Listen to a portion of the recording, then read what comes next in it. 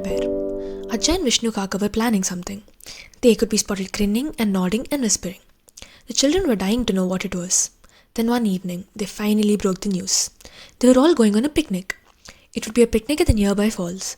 These waterfalls were really beautiful, with the river meandering close by and the forest just across. The children got even more excited when the two grandpas revealed the rest of the plan. Tomorrow would be a rest day for Ajay and Sharan's mother, because all the cooking would be done by them and the children. And they would do it the old traditional way, by gathering firewood and then cooking the meal from scratch. The children were so excited they could hardly sleep that night. All they could talk about was the picnic and what they would cook. Before nodding off, they had decided the menu: pulao and kheer. Payasam or kheer is so easy to make, and who doesn't love it? The next day, even the usual late risers were up and about and ready to set out for the picnic by 7 o'clock. Oh, what a beautiful spot it was. They all ran around exclaiming over everything and getting ready with their cricket bats and balls for a game. Ajay sat comfortably under a big tree. Then it was time to get lunch ready. Everyone started looking for twigs to use as firewood. Ajay spotted Divya straying towards a dense thicket of trees and called out, "Divya, come back, don't go there. Who knows what animal is there? And on top of that, you all are going to cook payasam." Meenu's ears pricked up immediately. "Why, Ajay? What does payasam have to do with animals?" Ajay grinned. "But bears love payasam, don't you know?" Everyone declared they had never known this piece of information. So, cooking and games forgotten, young and old gathered around her to hear the story of a bear who wanted to eat payasam. Did you know that you must never anger a bear? It is true. An angry bear can do some really awful things, so it is always safer to keep your word to him. Poor Mohan and Basanti did not know this, and tried to trick a bear, and see what happened to them. Mohan had a banana plantation where he grew delicious bananas. He also had a huge mango tree that provided him with baskets of juicy mangoes every summer. He would sell these fruits in the market and lived happily enough with his wife, Basanti. Once his trees yielded an exceptionally large crop of bananas and mangoes, and he decided to sell them in the market in the city, where he would get a higher price for them. So off he went with his sacks and baskets to the city. There he sat in the market, sold everything he had brought, and made quite a bit of money. At the market, he ran into an old friend, Amar. Mohan and Amar were overjoyed to see each other after so many years. "Come to my house, dear friend," insisted Amar. "Let us enjoy a good meal and talk about our childhood days." Mohan thought this was a wonderful idea and went with Amar to his house. There the two friends ate huge quantities of rice, dal, lovely vegetables, and all kinds of sweets. Then, finally, out came the best part of the meal, the payasam. Payasam is known by many names all over India. Some call it kheer, some payesh, and others payasam. It was made with milk, rice, and jaggery, and many other ingredients, and it was always yummy. So was the payasam that Amar served his friend. It was made with fragrant rice, creamy milk, sweeter sugar jaggery, and strewn with nuts, cardamoms, saffron, and all kinds of wonderful mouth-watering things. Mohan ate bowl after bowl of this dessert till he was ready to burst. Then the two friends chatted and rested till it was time for Mohan to head back home. When he reached his house, he told his wife about the scrumptious meal, particularly the payasam he had eaten. Oh, how Basanti sighed and longed to have tasted this dish too. Seeing her face, Mohan suggested, "See, I have earned plenty of money by selling the fruits. Why don't you buy the things required to make payasam, which you can cook and both of us will enjoy together?" Basanti thought this was a wonderful idea, but Mohan needed to go to the forest and collect some firewood. Then he could go to the shop and get all that was required to make the dessert. So off Mohan went, swinging his axe, whistling a tune. Now, who would be sitting dozing under a tree in the forest but a big black bear?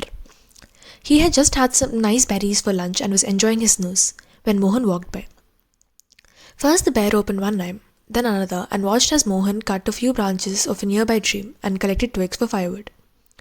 Just as Mohan was tying it up all in a neat bundle, the bear spoke up.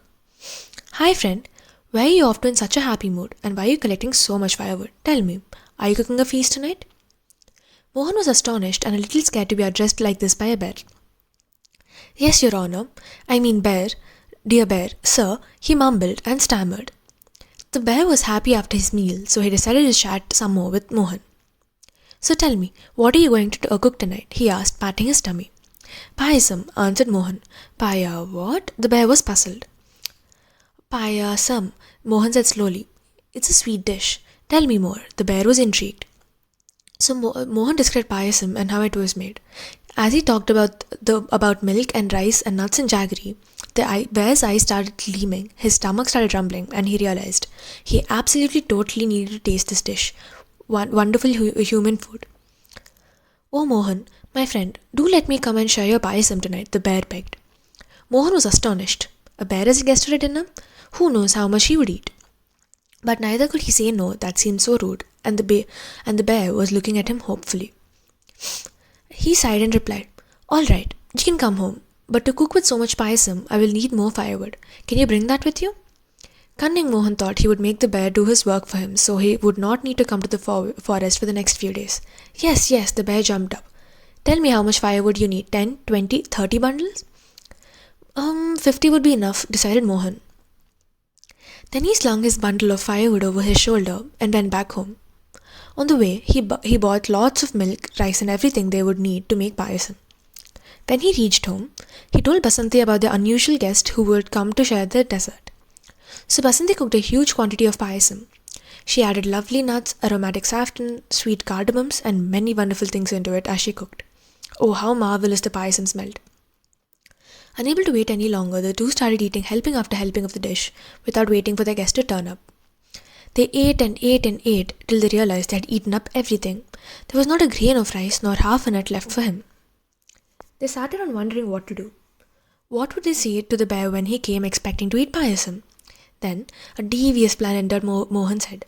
What if they made payasam with all kinds of other ingredients? After all, it was only a bear, and he had never tasted this dish earlier. So how would he know what it really tasted like? The cunning man and his wife took a little bit of milk, added lots of water to it, threw in a handful of rice, and instead of jaggery and nuts and spices, they added pebbles and sand and cardamom husks, and stirred the mixture till it looked somewhat like payasam. They placed the brass pot filled with this in front of the house and went and hid in the bushes somewhere at the back. As soon as night fell, a huge dark figure appeared down the road. On its back, it carried 50 bundles of firewood. It was the bear come to dinner. He reached Mohan's house and looked around. There was no one. Then right in front of the house he spotted the pot full of payasam. Unable to wait any longer, he flung down the bundles he had carried and fell upon the payasam. Only after he had eaten more than half the pot full did he realize something was wrong. The milk was watery, the rice was half cooked, and there was horrible grit and pebbles between his teeth. Oh, how angry he was now. Furious, he shouted out for Mohan. But Mohan was cowering behind his bushes and did not reply. Now angrier than ever, the bear spotted the mango tree and rubbed his back against it. The mangoes came raining down. He shook the tree so hard. The bear continued to stamp and shake the tree till it fell down with a huge crash right onto the banana field and crushed the best banana plants. Seeing the firewood he had carried all the way from the forest lying around, the bear started throwing them around. One fell into the oven in the kitchen and set fire to the house.